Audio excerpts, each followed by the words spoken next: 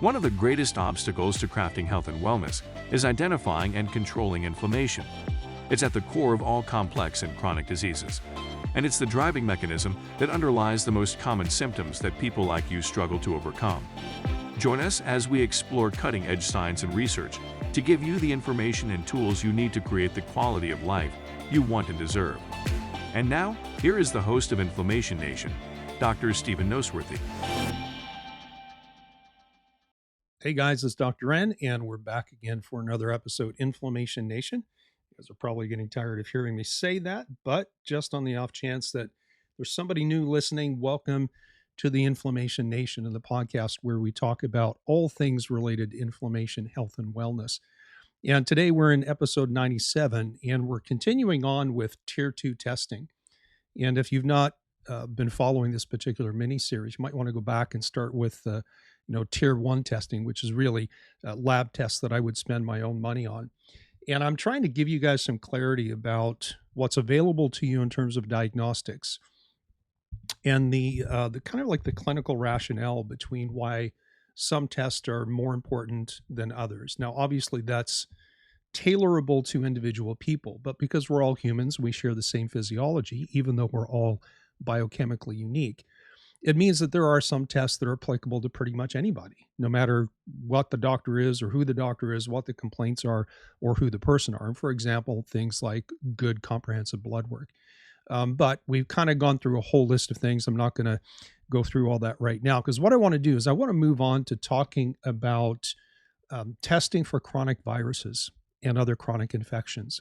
And this does not include things like stool testing, which would generally fall into the domain of chronic infections because most people with GI complaints do have chronic infections.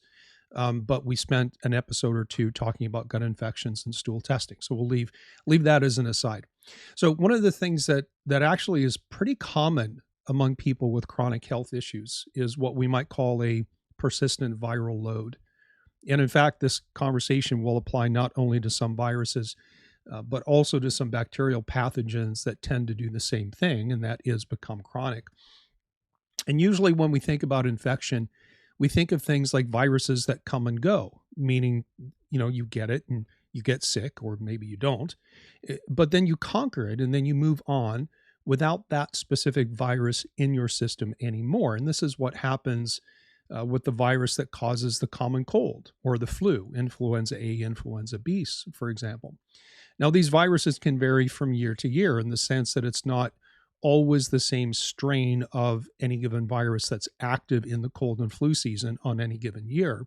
And this variability is one reason why things like flu shots don't always work out so well, because the manufacturers literally have to predict about a year or so ahead of time which cold or flu strain that they think they're going to be dealing with in the following season. And if they get it wrong, more people get sick with the flu, for example, than they expected.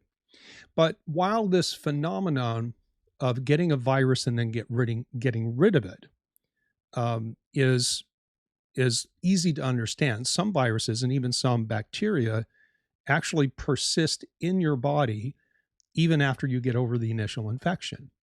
And this is what immunologists call latency. The word latency means to exist, but to either not be in a state of full development or exposure, not exposure, let's say disclosure. It can also mean the state of being concealed, right? It's there, but you can't see it. And so latent infections are infections that you already have in your system that are hidden specifically from your immune system. And so let me explain. Viruses cannot replicate on their own. They lack their own DNA, and that's different than bacteria. Even though this conversation, some of it's going to apply to certain types of bacteria, but not all. But let's just kind of stick to viruses right now. And so the first thing to know about viruses is they don't have their own DNA, so they can't replicate on their own. And so in order to survive and replicate, viruses literally have to hijack your own DNA mechanism, which they use to reproduce and to begin to overpopulate. And if you know anything about basic biology, you probably remember something called the nucleus, and it's the innermost part of the cell where you have your DNA. And viruses have to get access to your cells, and there's different mechanisms. Different viruses do it through different mechanisms. But a virus has to get inside your cell, then it has to slip inside your nucleus, and then it uses your DNA basically against you. And this is all about survival strategies. And this is a problem for these latent infections, because the moment that a cell becomes infected, it recognizes that, the cell does, and it starts to send signals to the immune system that it's infected, so that the immune system can come and destroy it. Think of it like World War II. Think of it like kamikaze pilots who knows that he's on a one-way mission and he's not coming back, right? These infected cells basically offer themselves up so that others may survive. And once the immune system knows that there's an intruder and then can identify it, it develops these things called antibodies to the virus, which helps make finding and killing the virus in the infected cell more efficient and more effective. Now, for the Jedi mind trick part, and if you've never seen the very first Star Wars movie, this is not going to make any sense to you, but here goes anyways. In the first Star Wars movie, there was a scene where Luke and the old Obi-Wan Kenobi go into town in Luke's speeder. And along come these two Imperial stormtroopers who are looking for the androids or the droids R2-D2 and C-3PO. And, Obi-Wan uses his Jedi mind trick. He waves his hand and he says, these are not the droids that you're looking for. And then under the influence of the Jedi Master, the troopers leave them alone, and the story goes forward and the saga begins to unfold. Well, guess what? You have viruses in your body right now that are Jedi mind tricking your immune system into thinking that they're not there. Like, imagine that you have a virus infected cell who's trying to get the attention of the immune cells responsible for finding and killing the virus. And as those cells come closer, the virus waves its hand and says, this is not the cell you're looking for. There are no viruses here. And just like the movie, your immune cells just move on, bypassing the infected cell, leaving it alone, leaving the virus to go back to using your DNA to replicate and overpopulate. Now, just to be clear, viruses don't have hands and they can't wave, and they're certainly not Jedi Masters, just saying. But what they do have is they have multiple sophisticated mechanisms that allow them to evade detection, mostly by shutting down the signaling process that the cell uses that would otherwise inform the immune system that it is infected and needs to be destroyed, and in doing so, the virus persists. Now, that doesn't mean that you are perpetually infected in the sense of being sick all the time, because these sneaky little critters go through cycles of laying dormant. This is their latent stage, why we call them latent infections, but also cycling between their latent stage and then being periodically active or going through the process of reactivation, acting like a new infection.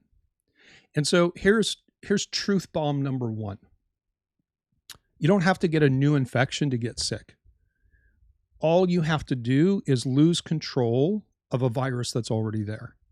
Let me say that again, because this is very important. You are right now harboring latent infections that, given the chance, may reactivate and then start to cause some symptoms. Now, this is not uncommon at all. In fact, if you're part of the group that we call the Inflammation Nation, meaning that you have some chronic health issue that is somehow related to inflammation, which they all are, it is entirely possible that part of your problem is that you have a viral or bacterial load that is turning on and off with some regularity and with some frequency. Right? And when it turns on, you flare up, you get hit out of the blue. When it goes dormant, you feel better, only to get hit by some kind of mysterious flare-up sometime down the road. And while there are some diagnostics that I want to talk about in the next episode, it's important for you to be able to recognize common symptom patterns that might lead you to ask someone to test you for these little sneaky buggers. So first thing to check for is if you have symptoms that come and go for no apparent reason. And while this is not unique to chronic viruses, it's very common.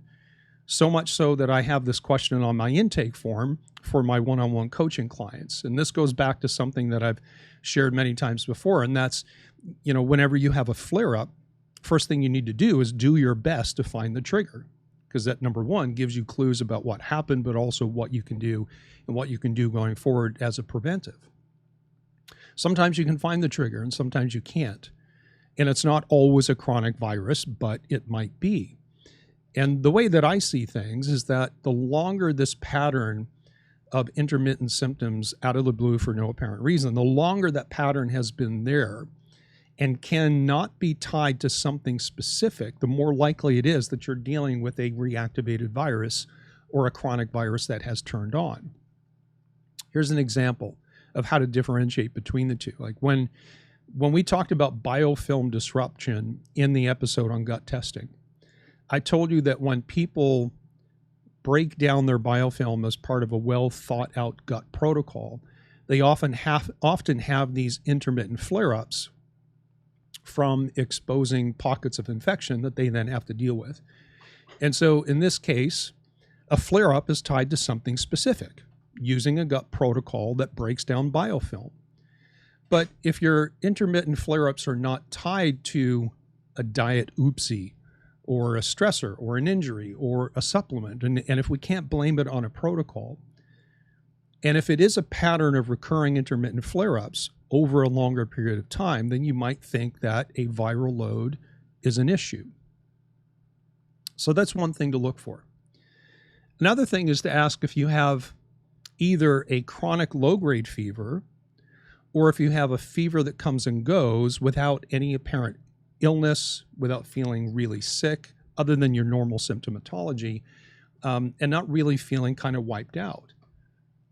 Now, listen, these things that I'm sharing are not diagnostic in the sense that a lab test is, right? But they are clues and they're indicative. So they're indicative, they're not diagnostic.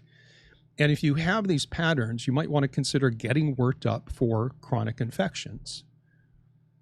Now, does that mean that you have to be able to call to your mind or remember a sickness or an illness that you've had in your past that you can, say, anchor a timeline to? Like, oh, this makes sense because X number of years ago, I had this really bad virus and that must be where I picked it up. No, it doesn't mean that at all, and here's why. I'm going to use Epstein-Barr as an example, but the idea and the concept applies to more than just Epstein-Barr. But Epstein-Barr virus, EBV, most people refer to it as the initials. It's the virus that causes mononucleosis, or mono. It's also called the kissing disease, right? That's so common in kids in junior high school, and even through college. But about half of the people who have chronic Epstein-Barr in their system as adults never had acute mono as a kid. And so all these ideas that we have adopted over the years, our understanding of how viruses behave and kind of pigeonholing these things into, well, this is how they always behave. A lot of this is wrong. And this is one of the reasons why a lot of the clients that I work with in one-on-one settings who have chronic health issues, who are, they're just at the point where they're so frustrated with conventional medicine that they just don't even want to go back and see their doctor. I mean, sometimes it does get to that point, not always. But this is one of the points of contention, is because when you look at the conventionally trained medical mind, it is very rigid and very staunch in how viruses behave this way. And it's always that way. And that's just simply not true. And I have that on good authority. It's not just my own experience and my own reading of immunological literature. I literally know people who are PhD immunologists who are the top in their field. And when I say that, I'm not joking. I mean literally some of the best published immunologists in the world. And so we have conversations about these types of things. So here's truth bomb number 2, which we're going to pick up in the next episode. Most of the chronic viruses that are so problematic for some people as adults are viruses that they picked up and carried with them since childhood. And that's why I said it doesn't take a new exposure to something like Epstein-Barr to get sick from it. All you have to do is have a reactivation of something you might have had for years, if not for decades. All right, that's a wrap for this episode. If you want more information, you can check out my website, drnoseworthy.com. That's drnoseworthy.com. You can find me on the major social media channels. Links are in the episode description. Please remember to comment, rate, like, and follow. It helps others like you find the information that they need to begin their own healing journey, because after all, we are all in this together. I'll see you in the next episode.